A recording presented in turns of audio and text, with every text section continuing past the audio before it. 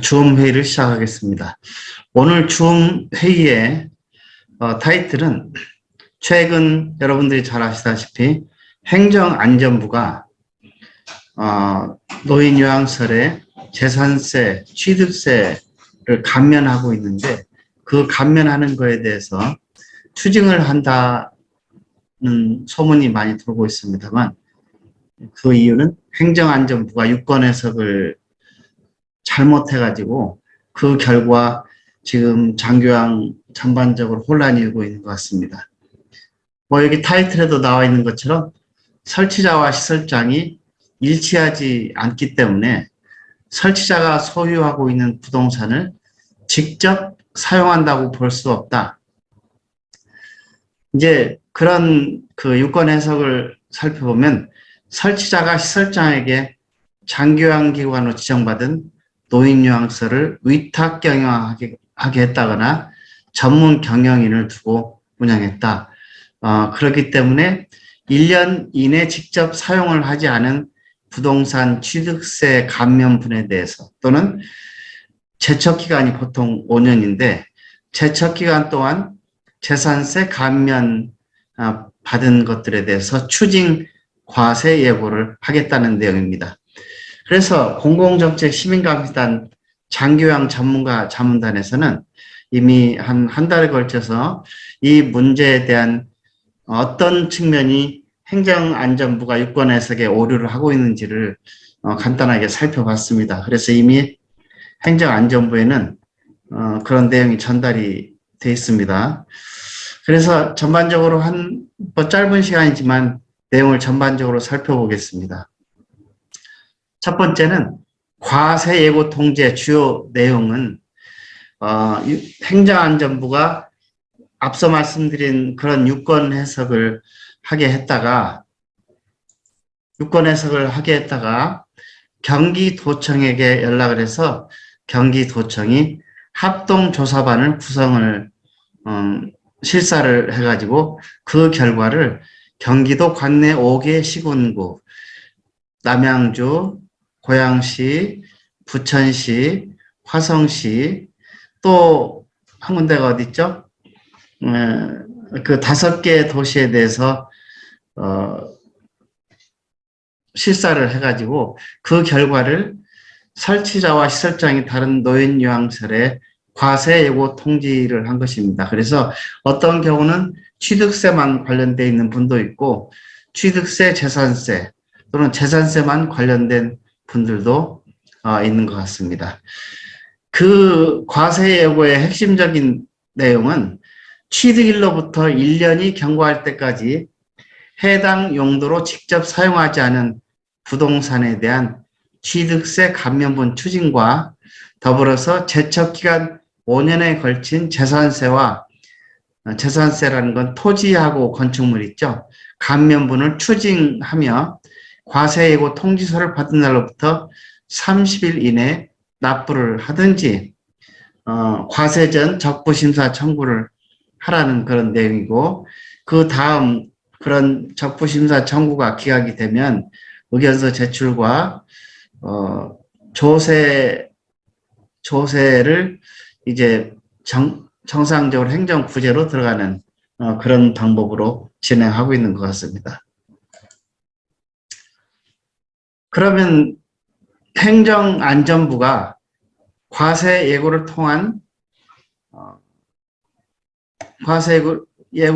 취득세, 재산세 추징의 근거는 무엇일까를 한번 살펴봤으면 좋겠습니다. 지금 한 3페이지 정도 나갔는데 이미 자료는 밴드에다 올려놨습니다. 그래서 나중에 그 밴드에서 다운로드 받으시면 될 것 같은데 우선 취득세, 재산세를 추징한다는 근거는 지방세 특례 제한법 제20조 노인복지시설 감면에 의거 무료 노인복지시설을 설치 운영하기 위하여 취득하는 부동산에 대해서는 취득세를 100% 감면했고 재산세의 경우는 50%를 감면한다고 적시하고 있습니다. 혹시 중간에 질문 있으시면 마이크를 켜고 질문해 주세요. 지방세 특례 제한법 제178조 감면된 지방세 추징 제1항 제1호에서 정당한 사유 없이 그 취득일로부터 1년이 경과할 때까지 해당 용도로 직접 사용하지 아니하는 경우 그 해당 부분에 대해서는 감면된 취득세를 추징한다고 하는 규정이 있습니다. 또 같은 법 지방세 특례 제한법 제2조 제8호에서 직접 사용한다고 하는 말은 부동산 등의 소유자가 해당 부동산 등을 사업 또는 업무의 목적이나 용도에 맞게 사용한 것을 말한다고 정의하고 있는 것입니다. 그 내용을 정확히 알고 계셔야 우리가 이 잘못된 그런 재산세 추징 또는 취득세, 재산세 추징에 대한 유권 해석의 오류를 행정안전부에다가 제기해서 이것을 고쳐야만 됩니다. 그것이 고쳐지기 전까지는 주로 이제 이 과세고 통서를 받고 바로 그 시군구에다가 과세 전 적부심사 청구를 하더라도 그것은 행정안전부에서 하는 것이 아니고 그 시군구에서 하는 거기 때문에 행정안전부의 유권해석이 고쳐지기 전까지는 이것을 고칠 방법이 없습니다. 그래서 우리가 힘을 합해가지고 유권해석을 고치기 위한 노력을 하는 것입니다. 그래서 계속합니다. 본건과 연관된 시군구에서 시행한 과세 사전 예고의 근거는 행정안전부의 유권 해석을 들고 있습니다. 지방세 특례 제도과에서 2022년 3월 2일 날 유권 해석을 한 겁니다. 그 유권 해석의 골자는 앞에서 드린 대로 노인복지시설 설치 신고 확인증, 다른 법규는 전혀 보지 않고 노인복지시설 설치 신고 확인증에서 부동산 소유자인 복지시설 설치자와 시설을 직접 경영하는 시설장이 다른 경우 노인복지 사업에 직접 사용하는 부동산에 해당하지 않는다는 것입니다. 여러분 여기에 동의하십니까? 그 좀 앞뒤가 안 맞는 것이죠. 그래서 지난 3월 며칠인가요? 그때 3월 22일에 행정안전부가 유권 해석을 내린 그 내용에 대해서 누가 질의를 하니까 질의에 대한 답변을 쭉 했는데 제가 앞서서 드린 말씀입니다. 시설장과 설치자가 다르기 때문에 그걸 직접 사용했다고 볼 수가 없다. 그래서 관계 법령위에서 추징한다 하는 그런 내용이죠. 그래서 이제 유권 해석 오류의 배경은 우리는 노인복지법 제35조 제2항에 따라 신고된 노인복지시설이고 노인장기요양보험법 제31조 장기요양기관의 지정에 의해서 지정됐으므로 사회복지사업법 제2조에서 노인복지법으로 설치신고되어 운영하는 사회복지시설에 해당됩니다.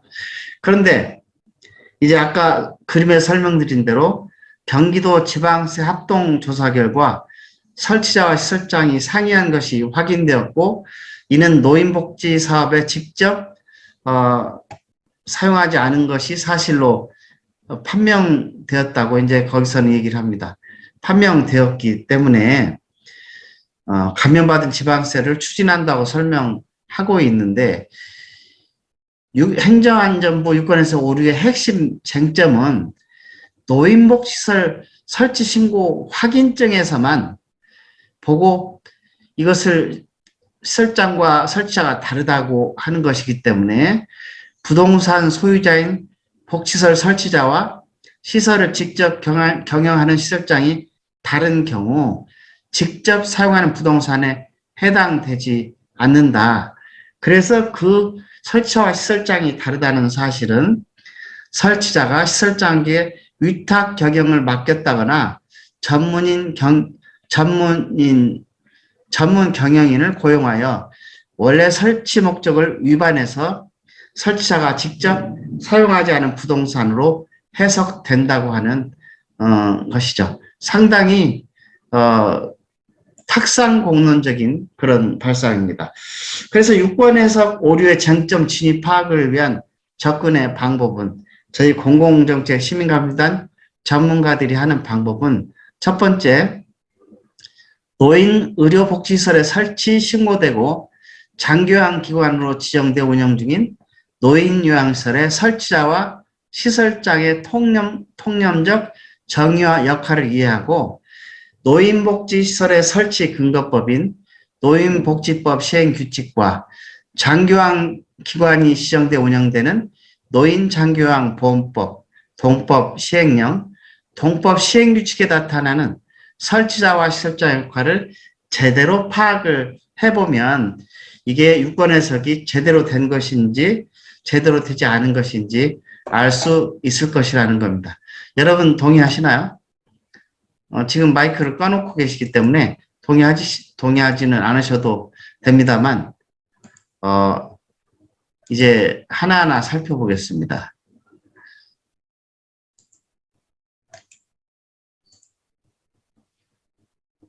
그 첫 번째, 장기요양 기관으로 지정된 노인요양시설에서 우리가 상식적 통념이 있습니다. 부동산 취득세와 재산세는 근본적으로 시설의 대표자이며 소유권자인 설치자에게 부과하는 세금입니다. 당해 부동산의 소유권을 가지고 있는 설치자와 소유권이 없이 설치자로부터 피고용인으로 채용된 시설장을 사업 위탁이나 전문 경영으로 오인해서 취득세나 재산세 감면을 다루는 것은 타당하지 않다는 얘기입니다. 실제로 시설장은, 즉 소유권이 없는 피고용된 시설장은 노인요양시설 일부 업무의 관리 책임자일 뿐이고 모든 것은 설치자가 대표권과 경영 총괄권을 가지고 있습니다. 그 내용을 쭉 기술 법적으로 증명을 해 보이려고 하는 것입니다. 두 번째, 장기요양 기관으로 지정되어 설치 운영되는 노인요양시설에는 이것을 행정자치부가 모르는 것 같아요. 개인시설의 경우, 개인이 설치자인 경우 관련 법규에 따르면 소유권을 확보하고 있는 설치자에는 어느 누구에게도 위탁해서 운영하거나 설치자 없이 총괄 경영하는 전문인 경영을 두고 운영할 수 없도록 제도화되어 있다는 겁니다. 이걸 아마 보건복지부는 알겠죠? 그렇지만 행정안전부는 이걸 모르고 있는 것 같습니다.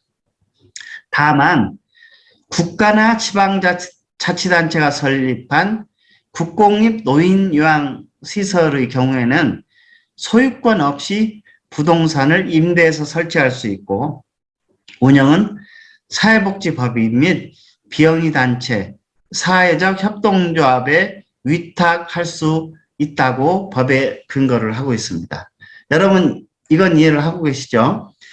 그래서 네 번째는 그러면 과연 설치자의 법적 역할과 지위는 어떻게 되는가? 설치자는 노인의료복지시설의 소유권을 가진 설치자이며 소유권을 가진 대표자의 역할과 지위는 노인복지법 시행규칙 제22조 1항 별표 4에서 인정하고 있으며 이는 노인의료복지시설 설치 신고필증에 설치자라고 기재가 되어 있는 걸 확인할 수 있죠. 다음, 설치자는 장기요양기관으로 지정된 노인요양시설에서 장기요양기관 지정 신청 시 대표자의 자격으로 신청이 되는 것이고 장기요양기관 지정세 장기요양기관의 장으로 표시됩니다. 장기요양의 장이란 장기요양기관으로 지정된 노인요양시설을 총괄 경영하는 자라고 하는 것입니다. 설치자의 대표자로서의 역할은 또 노인복지법 시행규칙 제22조 2항 별표 5와 장기요양보험법 또는 장기요양보험법 시행령, 장기요양보험법 시행규칙상 장기요양기관의 장으로서의 모든 역할이 구체적으로 나열되고 적시되어 있습니다. 이 말을 통해서 보면 설치자는 장기요양기관으로 지정된 노인요양시설의 대표자, 총괄 경영자의 지위에 있는 것을 확인할 수 있으실 겁니다. 그래서 다음에는 어떤 내용들이 구체적으로 증빙, 설치자가 어떤 역할을 하는지 하나하나 보겠습니다. 설치자의 역할과 지위를 입증한 서류는 노인복지법 시행규칙 제22조 2항 별표사 노인의료복지시설 설치 기준에 설치자의 소유권을 확보해야 된다는 그런 설치자 소유권 확보 조항이 있습니다. 그래서 시설 설치에 관한 특례에서 시설 설치자는 시설을 설치할 토지 및 건물의 소유권을 확보해야 된다고 명시하고 있고, 우리가 잘 아는 바와 같이 담보 비율은 건설원가의 80%여야 된다. 그리고 국가 또는 지방단체가 소유한 토지 및 건물을 사용해서 노인요양시설을 설치하는 경우, 또는 국공립 국가 또는 지방자치다가 노인요양시설 설치하는 경우는 타인 소유의 토지 및 건물을 사용하여 설치할 수 있는 예외 조항이 갖춰져 있는 것입니다. 그 사례로 보면 노인복지시설 설치 신고 확인증에는 여기 설치자 이름이 적어 있고 시설의 장 이름도 적어 있습니다. 이 설치자와 시설의 장의 이름은 그 설치자가 설치를 하고 시설장이 위탁 경영한다고 하는 그런 의미가 아니라는 것입니다. 그게 다르다고 해도.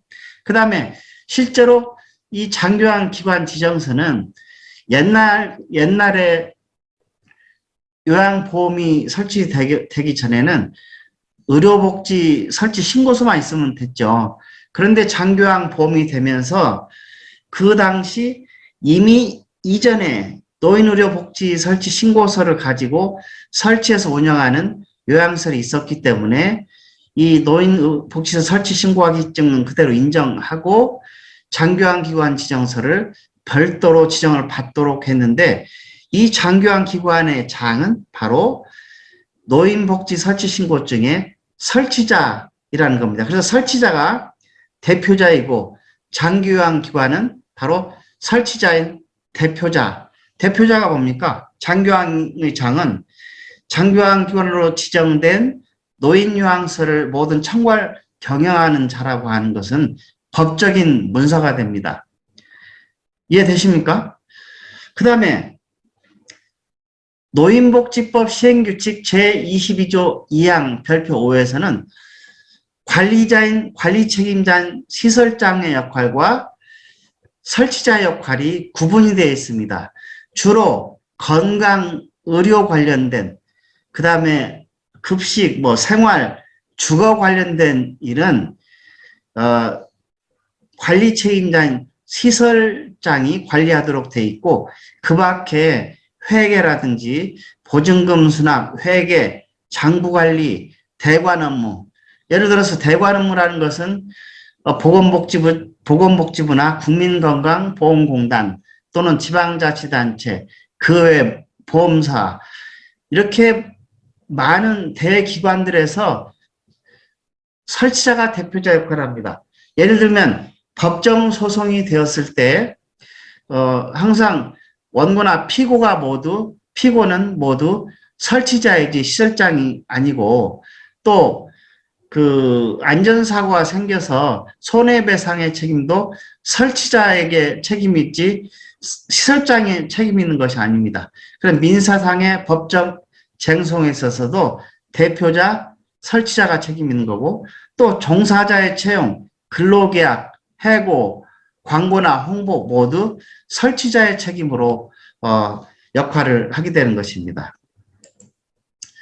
그런데 아주 재미있게 노인장교요양보험법이나 노인장교요양보험법 시행령, 노인장교부 시행규칙상에서는 제가 조항을 다 나눴는데 그 조항의 모든 책임은 장교양기관의 장이 지도록 돼 있지, 시설의 장이라고 하는 것은 노인장교양법의 시설장의 책임이라고 하는 것은 노인장교양법의 한 군데도 나와 있지 않습니다.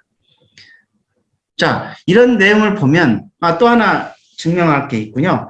이제 노인의료복지시설 설치 신고를 하게 되면 옛날 같으면 그걸로 끝났는데, 보험이 시작이 되면서 이제는 장교환기관의 지정을 받아야 됩니다. 그래서 장교환기관 지정 신청서에 보면 신청인, 대표자는 설치자를 집어넣게 돼 있고, 그 다음에 일반 현황에서 시설장은 관리 책임자로서의 이름을 집어넣도록 돼 있다. 한 사람 집어넣도록 돼 있죠.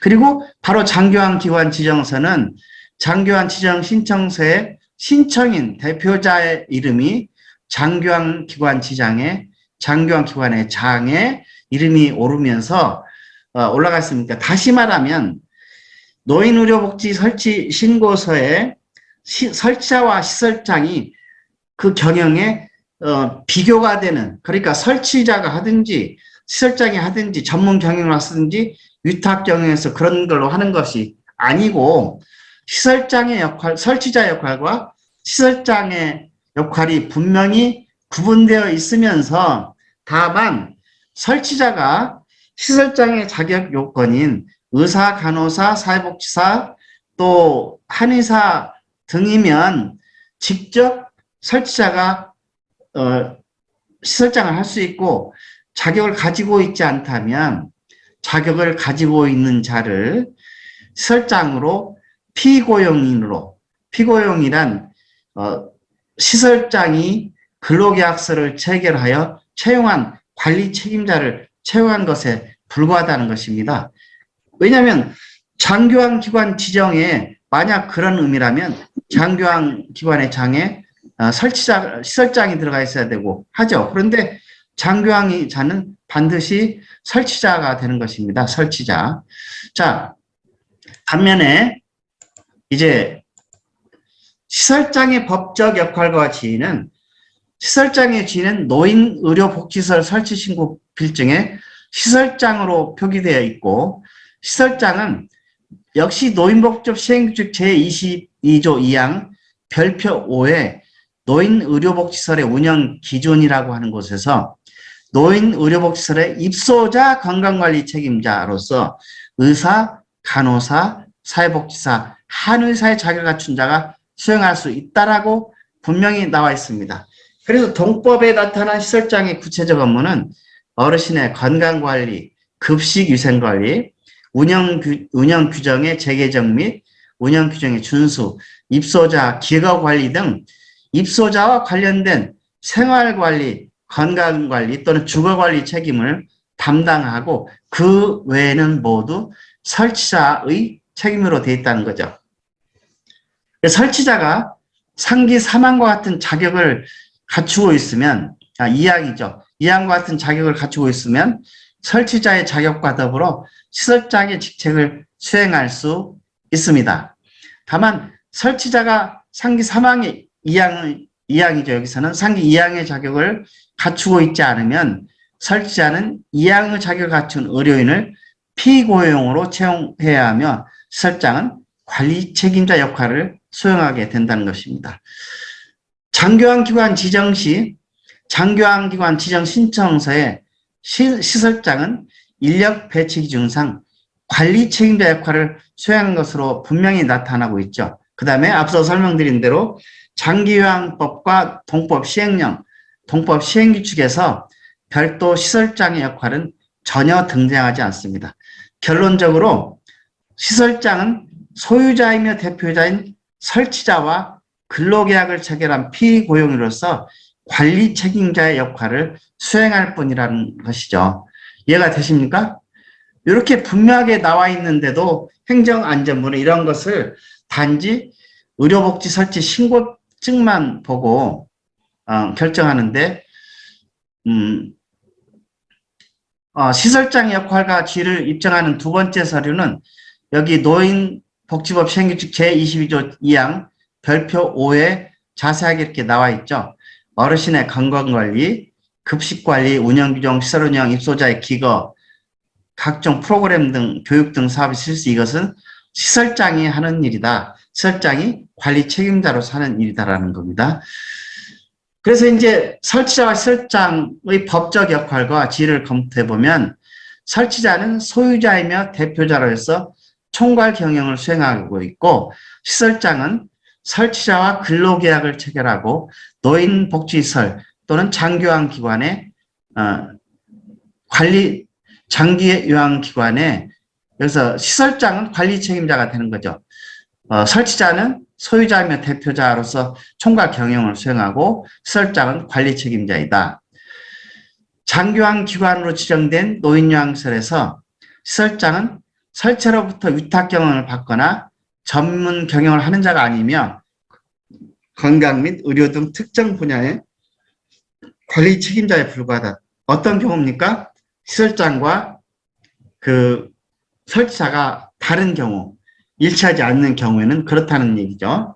이해가 되시죠? 그런 말들을 좀 추가를 하겠습니다. 결론은 노인복지시설 설치 신고필증에서 설치자와 시설장이 일치하지 않는다 하여 설치자가 시설장에게 노인 의료복지시설을 위탁하거나 전문 경영인을 채용했다는 이유로 설치자가 소유 부동산을 직접 경영에 사용하지 않았다는 행정안전부의 유권해석의 오류는 정정돼야 합니다.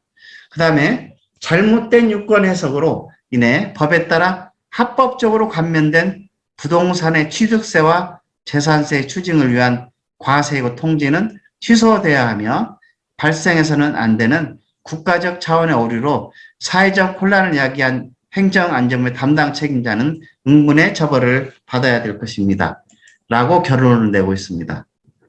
그래서 본문서는 공공정책 시민감사단의 장교황 전문가 자문단에 의해 작성되었고 어쩌고 그 목적을 해놓고 본 문서에 궁금한 점이 있으면 공공정책시민감사단에 문의를 해달라는 내용과 맨 밑에 본문서의 지적재산권은 공공정책시민감사단에 있으며 공공정책시민감사단 허락 없이 무단 배포나 변조 사용을 금한다고 하고 있습니다.